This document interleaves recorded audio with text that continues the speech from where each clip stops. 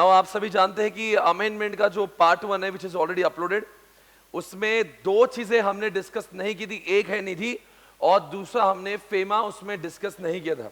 Now it's time to start with Nidhi. Now दोस्तों, निधि के ऊपर काफी सारे जो चीजें हैं वो अमेंडमेंट रूल्स के फॉर्म में यहाँ पे दिए हुए हैं, वो सभी को हम लोग बारी बारी अब डिस्कस करेंगे। यहाँ पे सबसे पहला अमेंडमेंट आपके सामने, enforcement of Nidhi rules 2019 dated 15 अगस्त 2019, और ये सारी चीजें अब आपके लिए हो रही है एप्लीकेबल।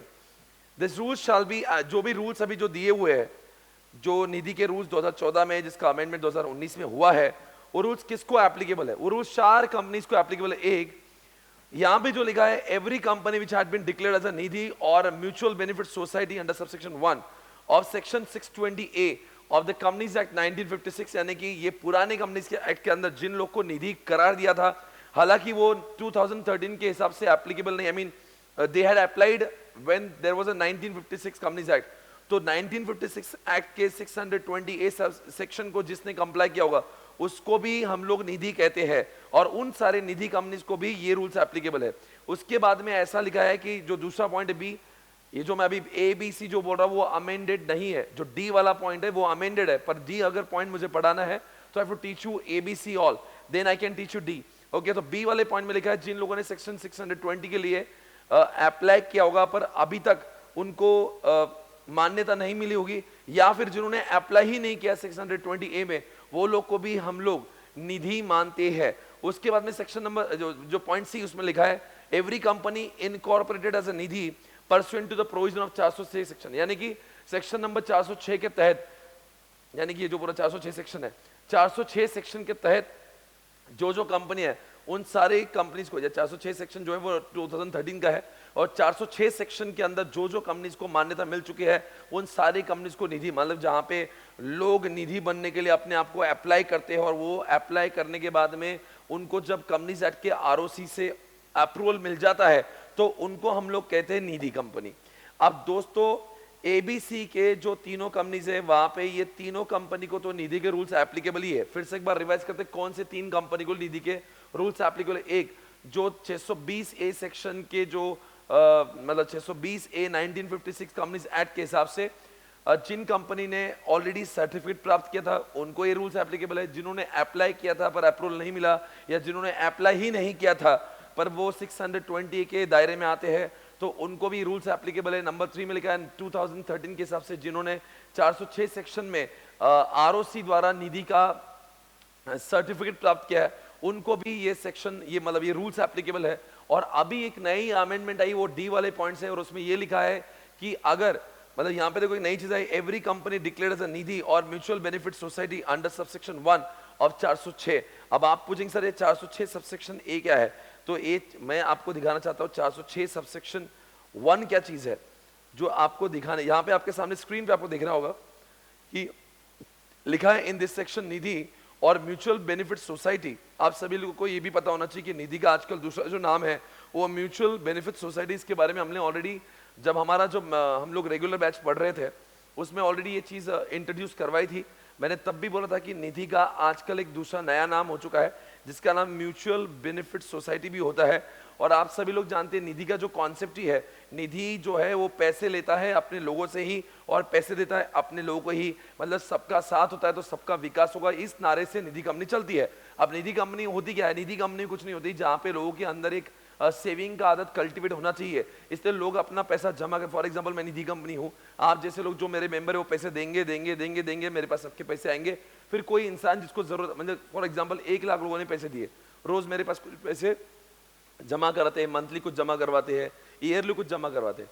फिर आप में से सबको हमेशा पैसों की जरूरत नहीं, पर कुछ लोगों के घर पे शादी होगी, कुछ लोग बीमार हो जाएंगे, कुछ लोग को एजुकेशन के लिए पैसे चाहिए, तो उस केस में किसी को भी जब पैसों की जरूरत पड़ेगी तो वो मुझे लोग पैसे मांगेंगे, निधि कंपनी को पैसे मांगेंगे और उनको उनके जरूरत की पूर्तता करेंगे। यानी कि निधि कंपनी क्या करता है, अपने ही मेंबर से पैसे लेता है, फिर अपने ही मेंबर जो जरूरतमंद होते हैं उनको पैसे देता है ताकि उनकी जरूरतों को पूरा कर सके। यानी कि निधि कंपनी कोई थर्ड पार्टी को पैसे ना थर्ड पार्टी से लेता है ना थर्ड पार्टी को पैसे देता है, यानी कि पैसे लेता है अपने मेंबर से और लोन भी देता है अपने ही मेंबर को। इन्हीं कॉन्सेप्ट के ऊपर निधि को बनाया जाता है। तो आप सभी लोग जान ले कि निधि का जो अमेंडमेंट है वो अमेंडमेंट तो ये कि निधि का दूसरा नाम है म्यूचुअल, म्यूचुअल सबका बेनिफिट होने वाला सोसाइटी।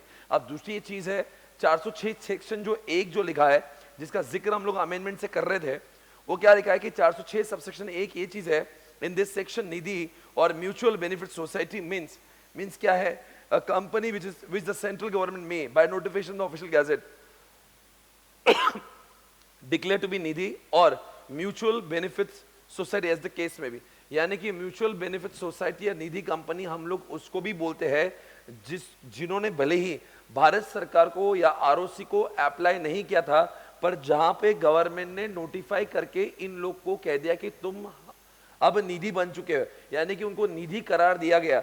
यानी कि दोस्तों सी वाला जो पॉइंट था, हमारी वापस से अमेंडमेंट की ओर चलेंगे, सी वाले पॉइंट में कंपनीज अप्लाई करती है और वो निधि बन जाती है, डी वाले पॉइंट में कंपनीज अप्लाई नहीं करती फिर भी वो निधि बन जाती है। यानी कि पॉइंट ये है कि गवर्नमेंट को लगता है कि इसमें निधि बनने की सारी चीजें पूरी है और उसके इसमें गवर्नमेंट एक नोटिफिकेशन निकाल के उनको निधि बनाया दिया जाता है। तो आपको समझ गया होगा ये जो रूल है वो रूल में चार चीजें हैं। 620 सबसेक्शन ए के हिसाब से जो लोगों ने 1956 कंपनीज एक्ट में अपने आप को अप्लाई करवाया और वो लोग बन गए निधि, उनको ये रूल्स एप्लीकेबल है। 620 ए सबसेक्शन के हिसाब से जिन्होंने अप्लाई किया था पर जिनको मान्यता नहीं मिली या जिन्होंने अप्लाई भी नहीं किया, उन लोग को भी ये रूल्स एप्लीकेबल है। सेक्शन जो सी वाला पॉइंट है उसमें लिखा है जिन्होंने 406 सेक्शन के हिसाब से अप्लाई किया था आरओसी को और आरओसी ने जिनको मान्यता दी उनको भी रूल्स एप्लीकेबल है। और नंबर चौथी बात जो अमेंडेड है उसमें लिखा है कि जो लोग भले ही अप्लाई न करें पर गवर्नमेंट बाय गिविंग नोटिफिकेशन एक सर्टिफिकेट है कि आज के बाद में ये जो लोग है, ये जो कंपनीज है वो बन जाएगी निधि या फिर ये कंपनी बन जाएगी निधि, क्योंकि इसमें निधि की सारी रिक्वायरमेंट फुलफिल होती है। इसी तरह से ये चीजें अब खत्म हो गई। हम लोग बढ़ते हैं अगले अमेंडमेंट की ओर, इनकॉर्पोरेशन एंड इंसिडेंटल मैटर्स ऐसा लिखा हुआ है। यहाँ पे कुछ ज्यादा खास अमेंडमेंट, एक लाइन आपके सामने कट करी हुई दिख रही होगी, a Nidhi to be incorporated under this act shall be a public company, यानी कि बात जो है जो कंपनी एग्जिस्टिंग हालात में जो निधि होती है उन्हीं को ही ये एप्लीकेबल है। जो कंपनी निधि बनने वाली होती है ना उसके लिए एप्लीकेबल नहीं। तो इस समय वापस से मैं ये वाले पॉइंट को पढ़ता हूँ, ये Nidhi shall be a public company and shall have minimum paid share capital of what, कितना 5 लाख। मतलब जो निधि बन जाती है, जो निधि होती है, जो निधि कंपनी बनने वाली है वो नहीं, जो निधि कंपनी है उसको पब्लिक माना जाता है और जो निधि कंपनी है उसके पास में कम से कम 5 लाख का इक्विटी शेयर कैपिटल होना जरूरी है। तो यहाँ पे जो भविष्य की बात है टू बी इनकॉर्पोरेटेड, तो टू बी इनकॉर्पोरेटेड वर्ड को यहाँ से अमेंडमेंट में हटा दिया गया। आज का दूसरा अमेंडमेंट खत्म। दोस्तों तीसरा अमेंडमेंट आपके सामने, एवरी कंपनी इनकॉर्पोरेट्स ऐसा वर्ड हटा के लिख दिया every Nidhi shall have the last word Nidhi limited. यहां पे लिख दिया एवरी, ये तो शाब्दिक अमेंडमेंट है, इस शब्द को हटा दिया गया। कहने का मतलब इतना ही कि निधि कंपनी ने अपनी लास्ट में निधि लिमिटेड लगाना जरूरी है। निधि कंपनी ने अपने लास्ट में निधि लिमिटेड लगाना जरूरी है, दैट्स इट। क्या लगा, because it since it is a public company, तो उन्होंने अपने, बिकॉज आप सभी जानते हो बहुत सारे लोगों का पैसा उसमें, वो कोई प्राइवेट तो है नहीं, तो बहुत सारे लोगों का पैसा है, तो इसलिए it is a public company. तो निधि ने अपने नाम के साथ में पब्लिक लिमिटेड, अपने नाम के सामने लिमिटेड जोड़ना है, बिकॉज वो पब्लिक कंपनी है। तो आप सभी जानते हो अगर वो प्राइवेट होती तो उसके सामने प्राइवेट लिमिटेड जुड़ता, पर वो कौन सी कंपनी है, पब्लिक, तो उसके सामने क्या जुड़ना चाहिए, लिमिटेड नाम जुड़ना चाहिए। अब अगला अमेंडमेंट आपके सामने क्या लिखा है in rule 3, after the clause D the following clause shall be inserted namely. इस डेफिनेशन को देखते मुझे बहुत कुछ नया नहीं लगता, बिकॉज ऑलरेडी हम जानते हैं कि निधि कंपनी क्या है। दोस्तों डेफिनेशन पढ़ने से मैं आप सभी को समझा देना चाहता हूँ निधि कॉन्सेप्ट ये है। आपने एक माबेन नाम का एक वर्ड सुना होगा। माबेन एक कंपनी है जो अक्षय कुमार का आप ऐड देखते हो जिसमें माबेन कोई गाली नहीं है। माबेन नाम का क्या है, मनप्पुरम जो बेनिफिशियल जो कंपनी है, आपने कभी नाम सुना होगा, आप चाहे तो यहाँ पे दिखाने की जरूरत नहीं, आप अपने गूगल पे देख सकते हो। MABEN ये नाम है, मनप्पुरम फाइनेंशियल, आपने कभी सुना होगा, ये गोल्ड लोन के लिए काफी फेमस है, ये भी निधि कंपनी का एग्जाम्पल है। तो दोस्तों जो निधि कंपनीज होती है वो करती क्या है, वो निधि कंपनी क्या करती है कि अपने ही मेंबर से पैसा लेके बहुत सारा पैसा जमाती है और जो भी जरूरतमंद जो मेंबर्स होते हैं वो उनको अप्लाई करके वहां से पैसा प्राप्त कर सकते हैं। तो दोस्तों वो डेफिनेशन जो है, जो मैंने हिंदी में बोलती है उन्होंने इंग्लिश में लिखे और कुछ नहीं। Nidhi means a company which has been incorporated as what, Nidhi, with the object of क्या, निधि कंपनी उसको ही बोलेंगे जो निधि नाम से इनकॉर्पोरेटेड है। और क्या ऑब्जेक्ट उसका, cultivating the habit of thrift and the saving amongst what, thrift यानी कि थ्रिफ्ट एंड सेविंग मतलब क्या, लोगों में सेविंग की आदत जड़ने के लिए, रिसीविंग डिपॉजिट फ्रॉम एंड यानी कि पैसा लेंगे मेंबर से और पैसा भी देंगे मेंबर को, यानी कि थर्ड पार्टी से ना पैसे लेंगे ना थर्ड पार्टी को पैसे देंगे, फॉर देयर म्यूचुअल बेनिफिट। आप समझ गए होंगे, यानी कि सबका साथ होगा, सबका विकास होगा। पैसों की जरूरत सबको हमेशा नहीं होती। आज आप सब लोग अपना पैसा देंगे देंगे देंगे, अचानक से किसी को हॉस्पिटल में पैसों की जरूरत पड़ती है, वो निधि को अप्लाई करेगा और उसको पैसे मिल जाएंगे। And which complies with the rules made by central government for the regulation for such class of companies. और वो ऐसी कंपनी होना चाहिए, ना कि सिर्फ निधि के द्वारा वो इनकॉर्पोरेटेड होना चाहिए, पर निधि के रूल से फॉलो करने के बाद ही उसको हम लोग निधि कहते हैं। यानी कि निधि कंपनी होने के लिए 3 चीजों का जरूरी है। जो निधि बोल के इनकॉर्पोरेटेड हो, जिसमें अंदर से पैसे भी लिए जाएंगे, किससे, लोगों से लिए जाएंगे, पैसे भी दिए जाएंगे किसको, मतलब मेंबर से ही पैसे लेंगे, मेंबर को ही देंगे। और साथ साथ में तीसरी बात यह है कि इसने निधि उसको तभी कहा जाता है, निधि उसको तब ही कहा जाता है जब उसके अंदर दोस्तों निधि के रूल्स फॉलो किए हो। अगर वो निधि कंपनी है तो उस पर निधि के रूल्स फॉलो करना जरूरी है। यानी कि जो कंपनी निधि के रूल्स फॉलो नहीं करती तो उसको हम लोग निधि नहीं कहेंगे। डिक्लेरेशन ऑफ निधि, अगला अमेंडमेंट दोस्तों, ये जो अमेंडमेंट है वो काफी बहुत इजी अमेंडमेंट, पर जिस ढंग से यहाँ पे उसको प्रस्तुत किया गया है एनडीएच 4 के नाम से, आपको मैं कह देना चाहता हूँ, जो भी कंपनी अपने आप को निधि में अप्लाई करना चाहती है, निधि बनना चाहती है, तो उन्होंने निधि के एनडीएच 4 को, निधि मैंने कि एनडी एंड निधि एनडीएच नाम उसके अंदर ही है, तो एनडीएच 4 मैं आपके सामने फॉर्म दिखाता हूं दोस्तों। ये है एनडीएच फॉर्म, ये फॉर्म एनडीएच है। अब जरा देखिए एनडीएच फॉर्म किसके लिए आया। सबसे पहले तो आपको पता होना चाहिए ये फॉर्म किसके लिए है। What is the NDH form? NDH 4 is the recently introduced compliance form under Nidhi amendment rules, यानी कि 2019 के रूल्स में इस फॉर्म को इंट्रोड्यूस किया गया। The form has been introduced by the government to make sure that every Nidhi company must declare itself that it has been complying with all the prescribed rules and regulation। यानी कि NDH 4 में सारे के सारे जितने भी लोग निधि को चलाते हैं वो अब ये डिक्लेरेशन करेंगे कि जितने भी रूल्स एंड रेगुलेशन गवर्नमेंट ने बनाए होते हैं निधि के लिए, वो सारे के सारे उन्होंने फॉलो किए हैं। ये एनडीएस फॉर्म किसके लिए लगता है? जो कंपनी ऑलरेडी एग्जिस्टिंग है, जो निधि बन चुकी है, मतलब 2019 के रूल्स के आने के पहले जो ऑलरेडी निधि कंपनी है उनको भी ये एप्लीकेबल है, और जो 2019 के रूल्स के बाद में जो नई नई कंपनी पैदा होने वाली निधि बोलना चाहती है उनको भी एनडीएस 4 एप्लीकेबल है। इसलिए यहाँ पे लिख दिया when to file due date. इसमें 2 कैटेगरी की कंपनी आपके सामने है, for new Nidhi company, for every existing company. Every new Nidhi, new मतलब समझता है जो अभी 2019 के रूल्स के बाद में बनने वाली है, तो उन्होंने एनडीएच 4 कब भरना चाहिए? Within 60 days after the expiry of 1 year from the date of its incorporation.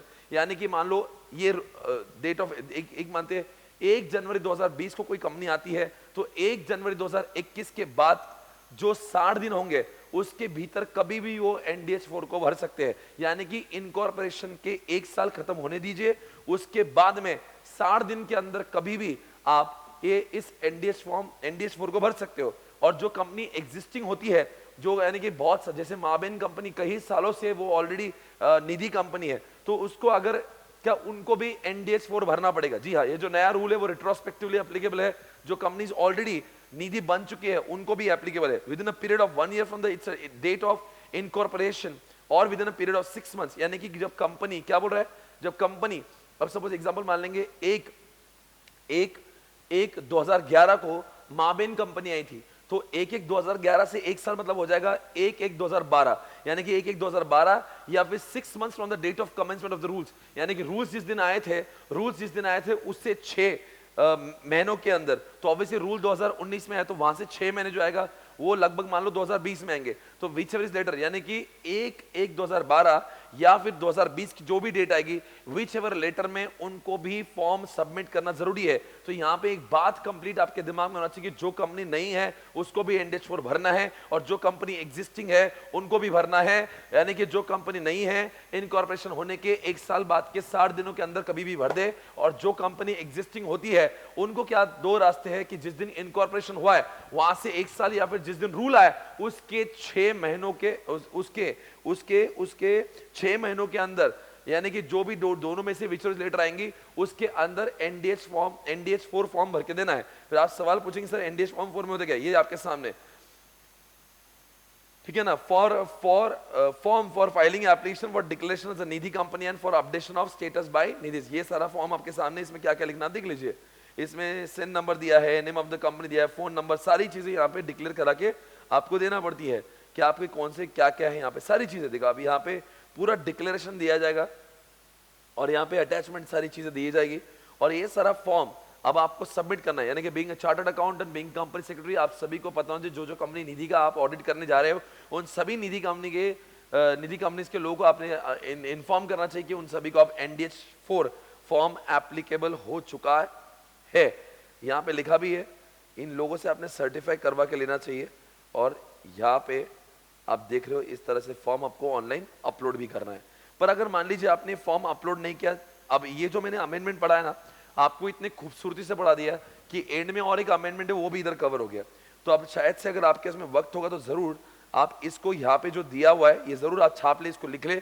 मैं आगे बढ़ूंगा, आप वीडियो को पॉज करके जरूर लिख लेना।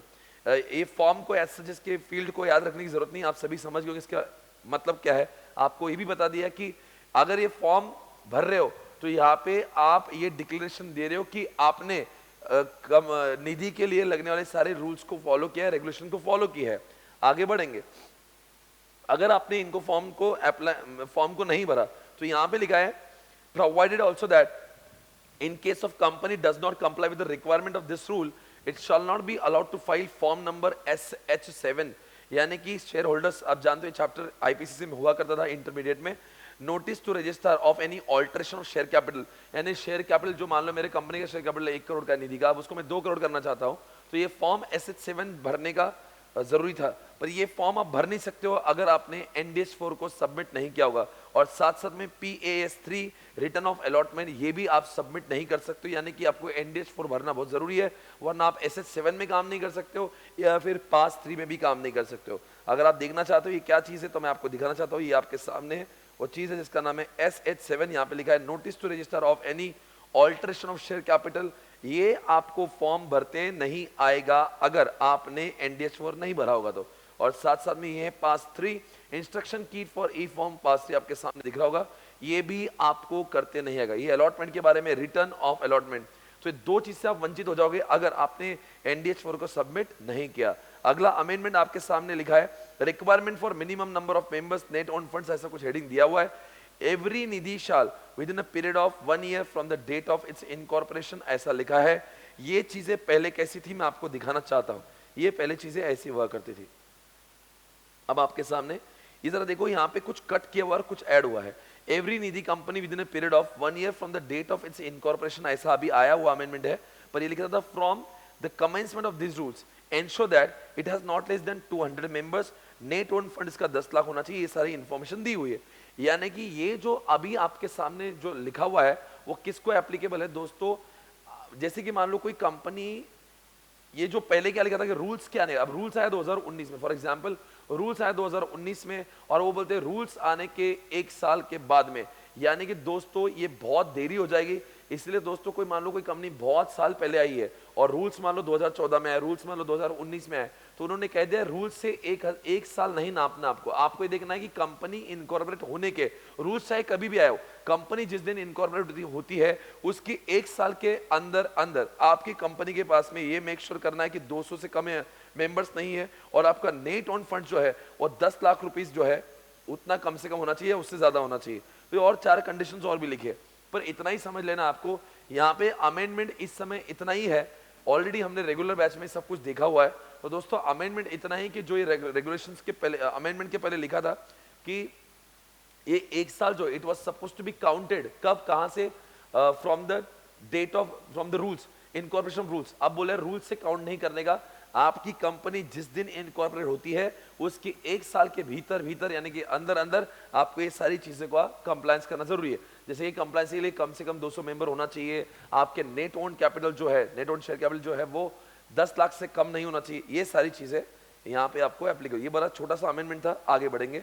क्या लिखा है यहाँ पे, if the Nidhi is not complying with the clause A और डी ऑफ सब रूल 1, यानी कि ये जो ए और डी जो दिख रहा है ना, ए 200 का और D ratio of net owned funds to deposit of not more than 1:20, अब जो व्हाट एवर इट इज, तो ये net owned funds to deposit जो है वो 1:20 लिखा है।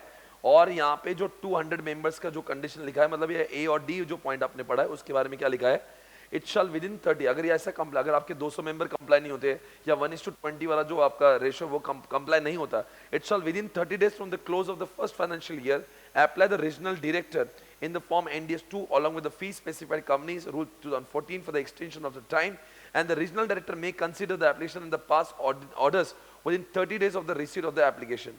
Provides that the regional director may extend the period up to 1 year from the date of receipt of application.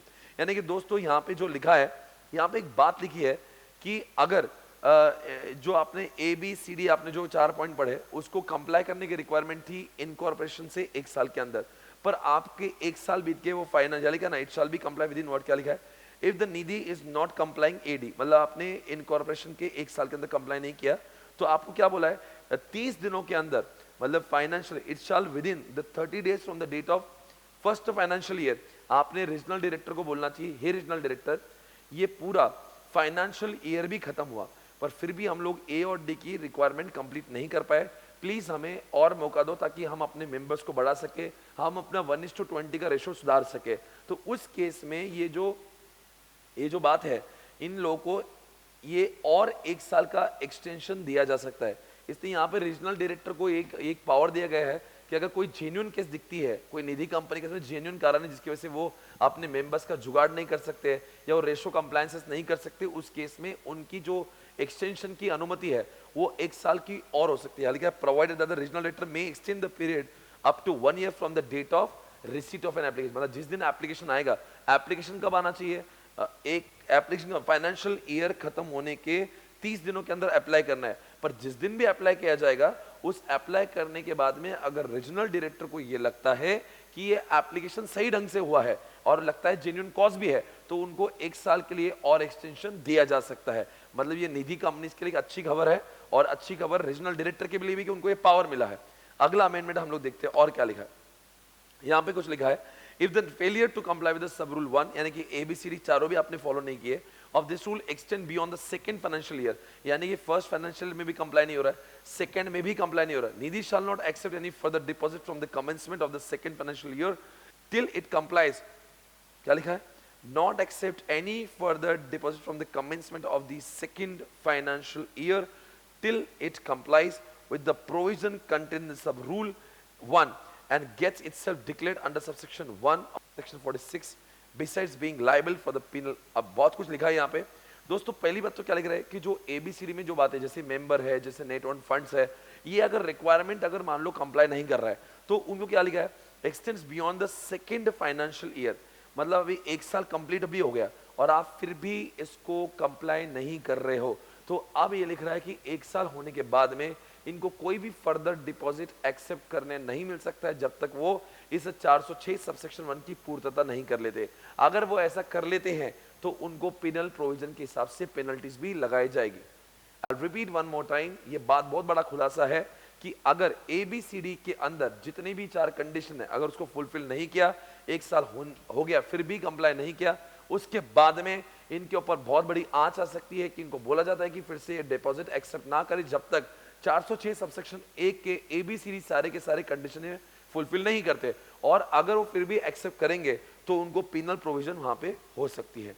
आगे बढ़ेंगे दोस्तों, यहाँ पे लिखा है निधि कंपनी के जितने भी शेयर होल्डर्स को शेयर्स दिए जाते हैं वो हमेशा फुली पेड अप होना चाहिए। ये बहुत बड़ा खुलासा है कि यहाँ पे एमसीक्यू में क्वेश्चन पूछ सकते हैं कि वो पार्टली पेड अप हो सकते हैं, तो आंसर है वो पार्टली पेड अप नहीं हो सकते, यानी कि 10 रुपए का शेयर है, शेयर होल्डर को पूरे के पूरे 10 रुपए देना जरूरी है। आगे एप्लीकेशन फॉर्म फॉर डिपॉजिट, दोस्तों आप सभी जानते हैं कि हम जैसे लोग जब निधि कंपनी का मेंबर बनते हैं हम बहुत सारा पैसा निधि में डिपॉजिट करते हैं, जैसे बैंक में हम लोग फिक्स्ड डिपॉजिट करते हैं वैसे निधि के पास में हम लोग पैसे डिपॉजिट करते हैं। अब निधि के जो फॉर्म हम लोग निधि में जब हम लोग डिपॉजिट करते हैं तो डिपॉजिट का फॉर्म कुछ इस तरह से दिखता है, वो हम आपको दिखाना चाहते हैं कि जो फॉर्म है वो दिखता कैसे है।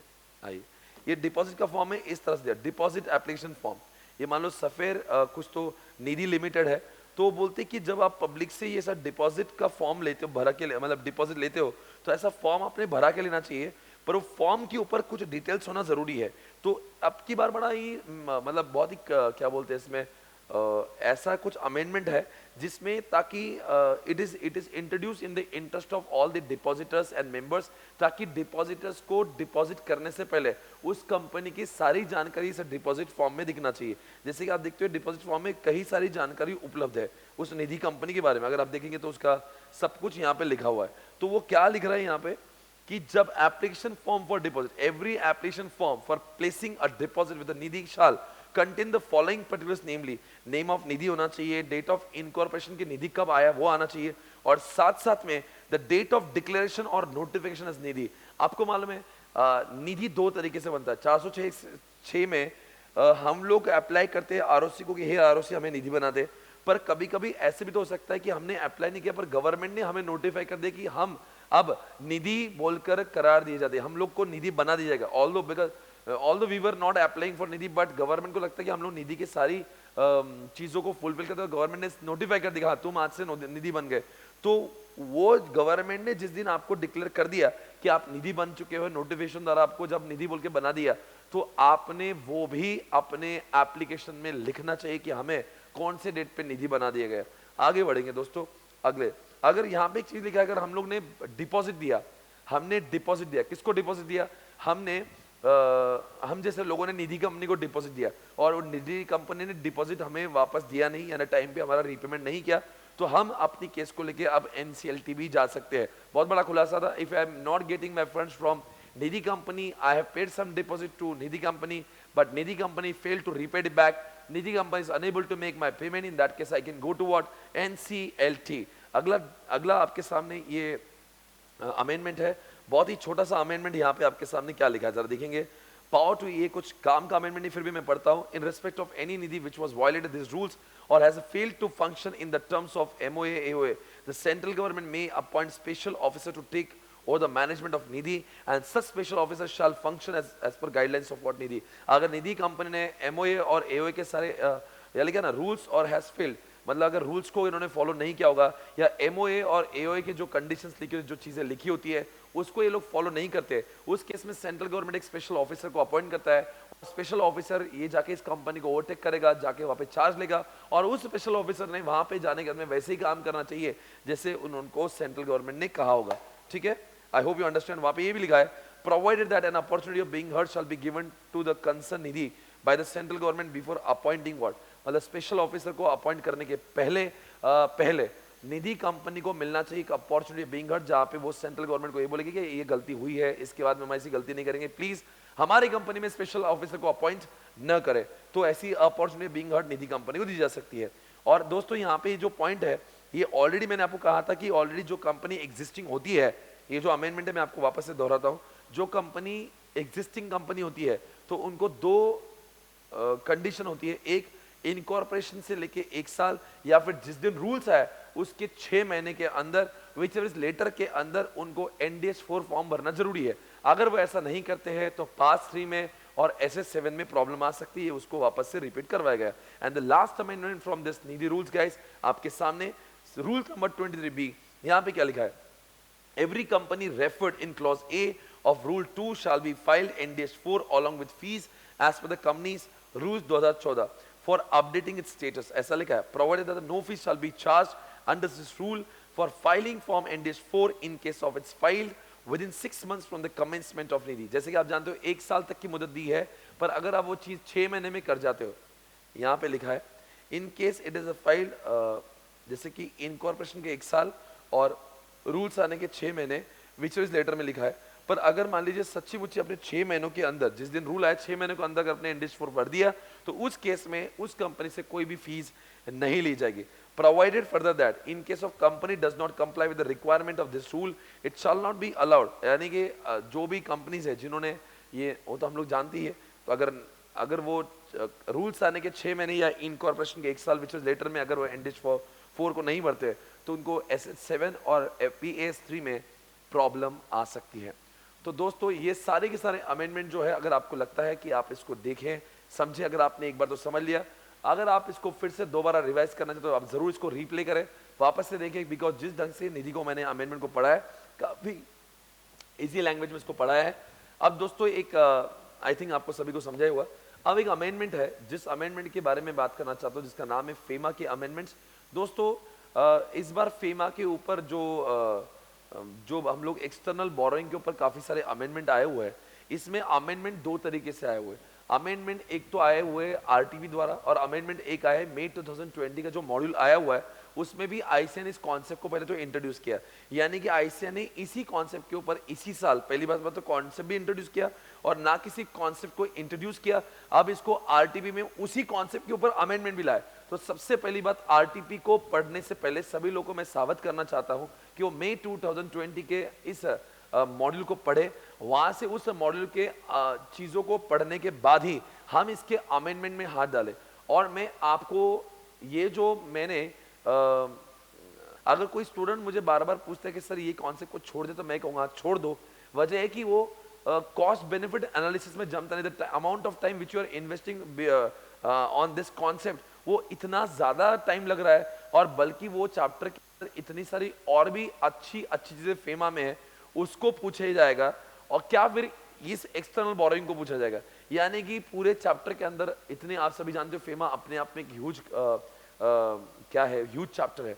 उसमें एक कॉन्सेप्ट के ऊपर आईसीए ने इतना स्ट्रेच कर दिया। I think I should have thought, ICA should have thought about it, कि इतनी सारी चीजें हम लोग एक ही कॉन्सेप्ट के ऊपर क्यों इंट्रोड्यूस करा रहे हैं। अब मैं जानता हूं कि इस कॉन्सेप्ट की बहुत इंपॉर्टेंस है, वो सारी बातें सब सही है, but from the students point of view बहुत बहुत ज्यादा है। तो मैं आप सभी जितने लोग भी है जो ये चैप्टर पढ़ रहे हैं, आप सभी लोग को मैं कहूंगा कि इसके जो मेन मॉड्यूल में आए हुए कॉन्सेप्ट है, उसके ऊपर भी अगर आपने समझ लिया, वही मेरे हिसाब से बहुत काफी है। आरटीपी में से मुझे नहीं लगता इस बार कुछ पूछा जाएगा जो इस कॉन्सेप्ट के ऊपर, क्योंकि ऑलरेडी मेन बुक में उसके ऊपर बहुत कुछ लिखा हुआ है। तो दोस्तों अगर आता है तो समझ जाना कि मतलब चलो हमारे किस्मत में नहीं था, बट इतनी सारी चीजें एक कॉन्सेप्ट और आने वाला सिर्फ 2 या 4 मार्क के लिए, तो हमें it is not cost beneficial. तो I would not advise, but ठीक है, it is all up to you. पहली बात तो हम लोग इसके बाद में देखेंगे कि आखिर मेन मॉड्यूल में, मई 2020 के मॉड्यूल में इस कॉन्सेप्ट के ऊपर क्या कुछ लिख के दिया हुआ है ना गाइस। आई होप आपको जो भी मैंने पढ़ा है आपको बहुत मजा आया होगा। बहुत जल्दी ही हम इसके ऊपर अब लॉ के रिवीजन लेक्चर्स के ऊपर भी हम लोग लेक्चर अपलोड करेंगे।